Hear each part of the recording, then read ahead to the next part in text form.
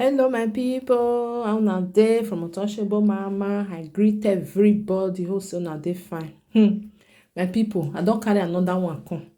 This one, if you watch am, as you dey watch am, so you go dey laugh.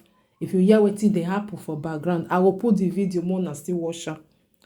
Wahala not too much. Wahala too much. Oh, that our country. Hey, that our country, no easy. Oh, this police officer. They stop this man make e bring the document of ika.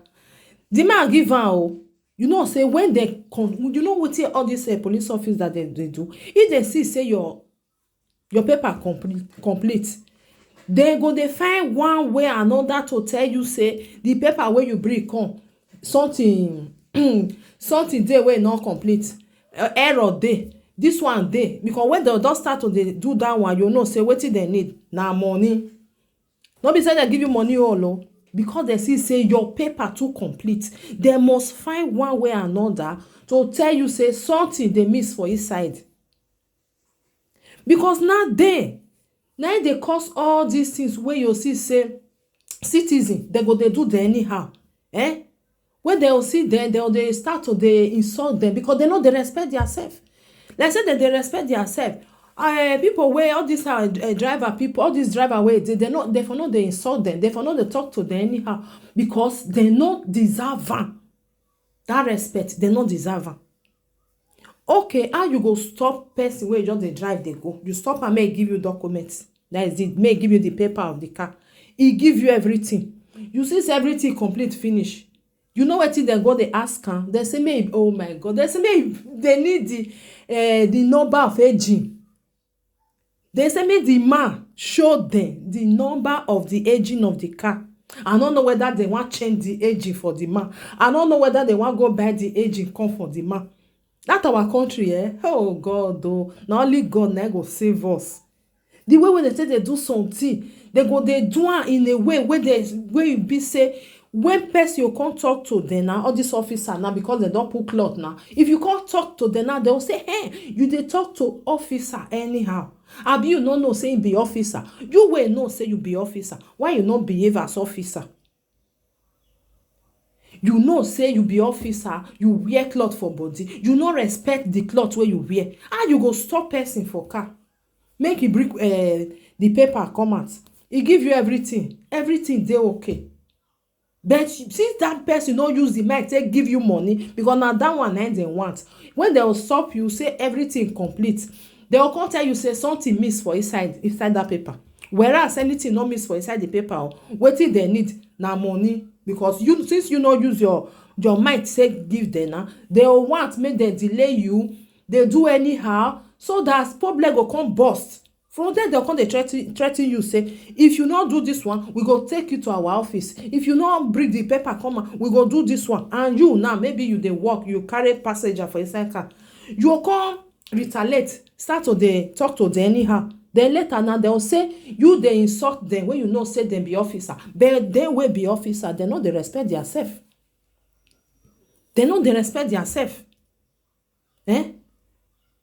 No be the all this driver, no be the employ all this officer put for road make dem dey work. They will come put their frustration put for person body.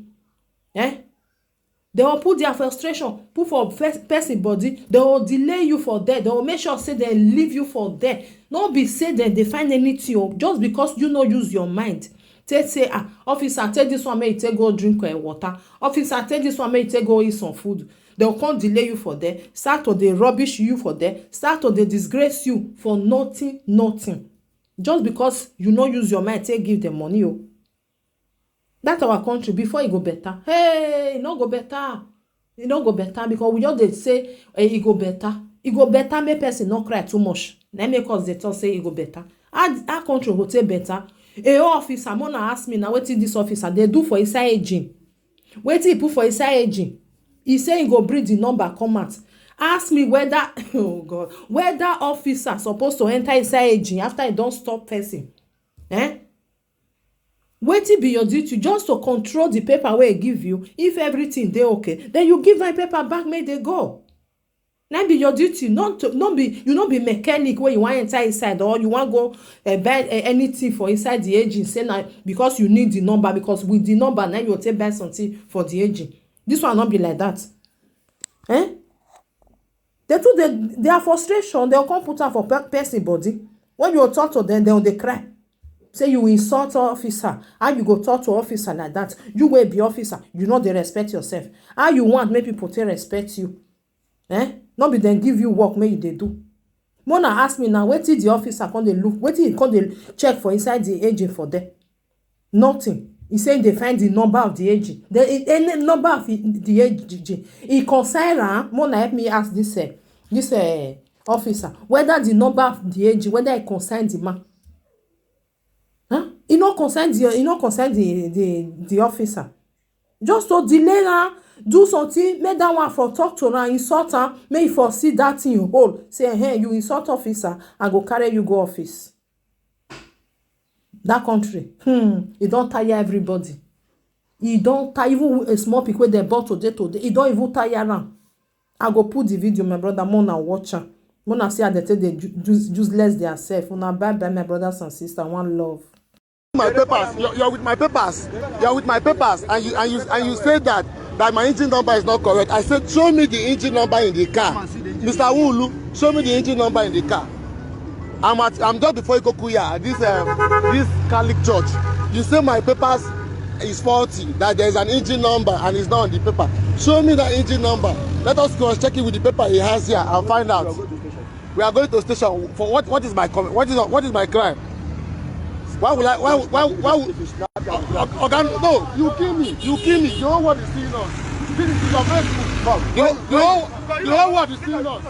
This is my wife. The whole world is seeing us. The whole world is seeing us. Show me the engine number. I didn't do anything. You're with my papers. You said the engine number is not correct. Show me the engine number in the car. You cannot show me. You're telling me to call a mechanic. Is that how we behave? You guys will kill me. Christian Wulu, my one police. You show me the engine number. I brought my rag. You have searched the car. He's going around the car. Show me the engine number. You cannot show me. Give me my papers. You don't want me to go. Why? I don't know why you choose to intimidate me. Show me the engine number. You have not shown me the engine number, Mr. Wulu. The whole world is seeing us. The whole world is seeing us. The whole world is seeing us. The whole world is seeing us. Show me the engine number. Okay, I'm telling you to show me my engine number of my car. He said that my papers are not complete, and I told him, I gave him my papers. He said the engine number is not on the paper. He has seen an engine number there. Show me the engine number in the car that is not correct. He has not shown me. He has collected my rag. He has not shown me the engine number. He said he's an engine number specialist. Mr. Christian, call the engine number. My one police, call the engine number, Mr. Christian. And you're keeping my client. You're keeping my client is in the car. My client is in the car, and you're keeping me here. Give me by the man right now. Write the number out. Let's write it out. The whole world, the whole world will see what is going on here. Okay, call the number. See, officer, you're the one that's my papers. You're the one that's my papers. Please check my engine number. Check my papers. Check my engine number and give my papers. Is that how you guys will kill me or you arrest me? Copy your number. Your number is copied. Video us very well. Yes, I know. Show me the engine your number. motor has the engine number, has chassis number. Show it to I'm me. copying it for you. I know now. I Video agree. very well. Video Yes. everywhere. It's on record because you guys want to intimidate This is me. my one. I know. Yes, I know. Thank God you have it. But he's still keeping me. I've spent more than 1 hour. Because we are writing the engine number for you. See, where is the paper? Who is writing? You have spent 1 hour here, and before I decided to do this live video, you have not still shown me the engine number. Mr. Wulu, show me the engine number. I'm not. You see, an engine.